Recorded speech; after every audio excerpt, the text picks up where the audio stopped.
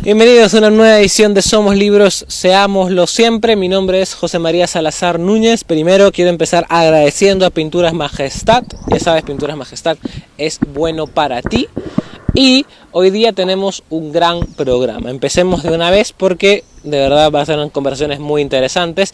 Aún con lo que nos dejó la Independiente Feria de Editoriales Peruanas, vamos a conversar con el autor del libro de poemas Opacidad de la Quietud, Eduardo Ugarte, arequipeño él, y vamos a preguntarle a Yero Chuquicaña, uno de los ganadores del Premio Nacional de Literatura, él en la categoría juvenil, ¿cuál es su libro inolvidable? Mi nombre es José María Salazar Núñez y recuerda, somos libros, seámoslo siempre. Vamos. Bueno, seguimos aquí en Somos Libros, Seámoslo Siempre, en el marco de la segunda Feria de Editoriales Peruanas, La Independiente, y vamos a conversar con el poeta arequipeño, el ilustre Eduardo Ugarte y Chocano, que ha presentado su poemario, su último poemario, Opacidad de la Quietud. Hola Eduardo, ¿qué tal? ¿Cómo está? ¿Qué tal? Cuéntenos un poco cuál es la idea detrás de la Opacidad de la Quietud, su nuevo libro. Como idea no nace en el resultado que es, ¿no? Simplemente fue el deseo de hacer poesía, de crear yo mi propio taller de poesía, ya que no pude matricularme en uno que convocó Mauricio Medo, pero fue lo que catapultó a que haga esto. Entonces comienzo a jugar con las palabras, y mientras estoy armando los poemas con las palabras, en las metáforas, creando simbolismos y especialmente contraposiciones, ¿no? Como noche, día, sol, luna, etcétera, hombre, mujer, de pronto en lo que voy armando con solo palabras se va juntando una historia que aparece de mi adolescencia, una historia de una mujer que creó un misterio para nosotros en el barrio, porque se trataba de una prostituta que se había dicho que la había comprado un pastor, pero la compró solo para los jueves, porque nosotros la descubrimos un jueves, cuando ella en la tarde tomaba un taxi, a la cuadra de caminar el taxi subía a este pastor evangélico y después descubrimos que ambos se iban a una picantería, ¿ya? Pero todo eso comenzó a aparecer en mi cabeza como una historia y la armé dándole una estructura que la dividí con una introducción que quise ponerle un nombre musical que fue Preludio, después el cuerpo y por último un epílogo. Es un epílogo que tiene cierto universalismo en su origen, aunque en su lectura solo es parte del poemario, pero tuvo que ver mucho con un artículo que leí, la columna que tiene en La República Gabriela Wiener, que daba cuenta de la marcha de Ni Una Menos, y hablaba de sangre, que fue un río de sangre, una marcha de sangre, y mi último poema es justo Lluvia de Sangre, Lluvia Roja, ¿no? Y quise poner la frase final de su columna como epígrafe, pero a un amigo mío le pareció que no era conveniente, porque ya era evidente lo que estaba diciendo, no era necesario citarlo. Entonces, es un poemario que se ha construido solo, ¿ya? Casi orgánicamente, ¿no? Sí, el orgánico tal vez ha habido una influencia mía en el sentido de su construcción, pero cuando agradezco primero a Pablo Alcázar, que me ha financiado la obra, gerente Cerro Verde, después a Tito Cáceres, que me hace la presentación y el análisis literario, agradezco también a mi memoria simbólica, porque tiene que ver mucho lo que recordaba con un carácter simbólico de mi niñez y mi adolescencia. Entonces la poesía ha sido construida a través de mi memoria, que ha emergido casi subconscientemente, y ya después con la razón en la forma estructural que le he dado y cierta coherencia en lo que permite el misterio de la poesía para que sea una historia entendible. Y esa historia que contaba del pastor y la prostituta los jueves, cuando la recordó, digamos, sin querer queriendo, como se dice, ¿qué le hizo ver? ¿Qué notó de esa historia distinta? O sea, ¿qué fue lo que descubrió en esa remembranza de la historia y de usted mismo? Dos cosas. Una, que recordé cómo había penetrado esta iglesia evangélica en nuestro barrio. cómo a los niños nos invitaban a comer galletas y tomar gelatina, y de ahí nos evangelizaban y después vendrían los padres, ¿no? Así era, comenzaron las primeras reuniones hasta que formaron su iglesia. Eso fue uno que me sorprendió de cómo era este tipo de evangelización, ¿no? Y que lo recordara también y que no lo sintiera en su dimensión por mi edad. Lo otro fue de que cómo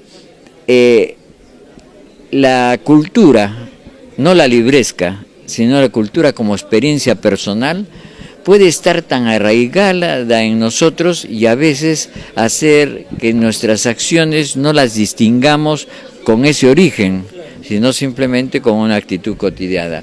Esa reflexión me hizo a tener más confianza en que esta historia se universalizaba a pesar de el íntimo nacimiento que tenía, y íntimo y tan personal, ¿no? Claro, hay una frase que dice, las experiencias más subjetivas son las más universales porque llegan al fondo de la vida, ¿no? Así es.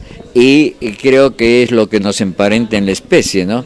Desde que somos sapiens sapiens, no importa la época ni el espacio en que actuemos, siempre habla una actitud similar porque el productor es el mismo, con las mismas características, lo querrán llamar, a comparar, paralelismo cultural, pero lo cierto es que somos una sola especie. Claro, hay distintas culturas, pero todos tenemos cultura, ¿no? Sí, todos tenemos cultura, y por eso una de las definiciones, la definición antropológica de cultura, que es el modo de comportarse un pueblo, y todos tenemos modo de comportarnos, ¿eh? Quería conversar más ya del libro y de su carrera. Usted, en el libro hay como esta, no sé si referencia, pero sí presencia de las artes plásticas, ¿no? Del dibujo, la pintura, y usted ha estado muy conectado a eso. ¿Cuál es la relación entre la poesía y las artes plásticas? Porque a veces entendemos a la poesía como un arte dentro de la literatura un poquito más cercano a otros artes que quizá la narrativa, ¿no? Ya, creo que existe una gran división y el acercamiento solo puede ser en lo que ellos comparten, que es la poiesis, el aspecto de lo nuevo y ese carácter que se llama lo poético. Pero en mi caso sí más bien existe una relación, ¿no? Yo he pintado, de hecho a los 19 años hice mi primera exposición. Después participé en algunas colectivas, pero me dediqué también a la crítica de arte. Si usted ve la relación de libros que he publicado, por lo menos 7 son dedicados a pintores, ¿no? También soy director del Museo de Arte Contemporáneo, o sea, que tengo que ver directamente con las artes plásticas. He sido profesor de arte en la Universidad Tecnológica y en la Escuela de Bellas Artes, pero yo no le veo un emparentamiento con la poesía, ¿no? Tal vez porque también igual sé bueno, también es plástica la arquitectura, la escultura, disfruto de la literatura. Tal vez sea, en lugar de mirar las cosas, por más que considero que mi mayor conocimiento es de ciencias antes que de arte, el mirar las cosas de una forma general permite que en todo encontremos arte, que en todo encontremos belleza o ética, y que nos acercamos hacia tener conciencia de lo que es ser humano. Bueno, muchísimas gracias, Eduardo. Ya saben, Opacidad de la Quietud, de Eduardo Ugarte y Chocano, editado por La Travesía Editora en Arequipa. Y recuerden, somos libros. Seámoslo siempre. Vale, don Eduardo, muy amable. Gracias. Bueno, seguimos aquí en el marco de la Feria La Independiente, segunda Feria de Editoriales Peruanas, y estamos con Yero Chuquicaña, quien es autor de Taca Taca, Falsos Cuentos, que ganó el Premio Nacional de Literatura 2017 en la sección infantil juvenil, y Yero nos va a contar cuál es su libro inolvidable. Hola Yero, ¿qué tal? ¿Qué tal?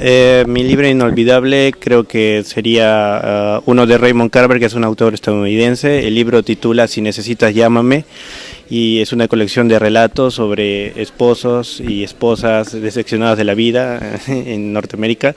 Y hay un cuento que me gusta mucho, se llama El elefante. Es la historia de una persona que está agobiada por los problemas, las complicaciones que hay entre sus hijos y los hijos de ellos, y todo eso y todo esto que arrastra, ¿no? Es como si él fuera el elefante y cargara con todos los problemas de la familia. ¿Qué fue lo que te llamó apenas leíste ese cuento y esa colección en general, ¿no? La voz de Carver, cómo construye a sus personajes, cómo hacen que desde la primera línea tú te sientas atrapado por lo que ellos dicen y quieren que sientas, ¿no?